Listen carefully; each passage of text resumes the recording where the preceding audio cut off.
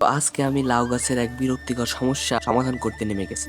আসসালামু আলাইকুম। আজকে প্রথমেই লাউ গাছের জন্য একটা কাজ করলাম। গাছে পোকা অনেক লাগতেছিল, তাই আমি এই বোতলটা কাটলাম, দুই পাশে ছিদ্র করে নিলাম যেন পোকা সহজে ঢুকতে পারে। তো মেডিসিনটা হলো তাবিজের মতন, এই জন্য তাবিজটাকে বোতলের ভিতর দিয়ে পানির উপরে রাখতে হবে, এই জন্য সুতো দিয়ে সুন্দরভাবে টানতে হবে।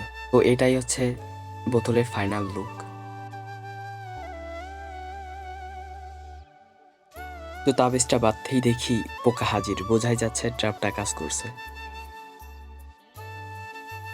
তো বোতলের ভিতর পানি দিয়ে দুই জায়গায় দুইটা বেঁধে দিয়েছি, এই জায়গায় আরেকটা বেঁধে দিয়েছি। তো বেঁধে দেওয়ার সাথে সাথেই দেখলাম পোকেরা এসে ভিড় করতেছে, তার মানে বোঝাই যাচ্ছে কাজ করবে। তো লাউ গাছে আরেকটা সমস্যা ছিল, সেটা হচ্ছে লাউ ধরতেছিল কিন্তু বেশিরভাগই পচে যাচ্ছে, এজন্য আমি আজকে স্প্রে দিলাম। তো আমি যেহেতু নতুন, অনেক কিছু বুঝি না, কিন্তু তারপরও দোকানদার যেভাবে বলে দিছিল ওইভাবেই দেওয়ার চেষ্টা করছি। তো লাউয়ের কাজ শেষ করে আজকে আরেকটা জায়গায় শাক লাগানোর জন্য মাটি কোপাতে শুরু করলাম। কাজটা ছোট হলেও নিজের হাতে করার মজাই আলাদা।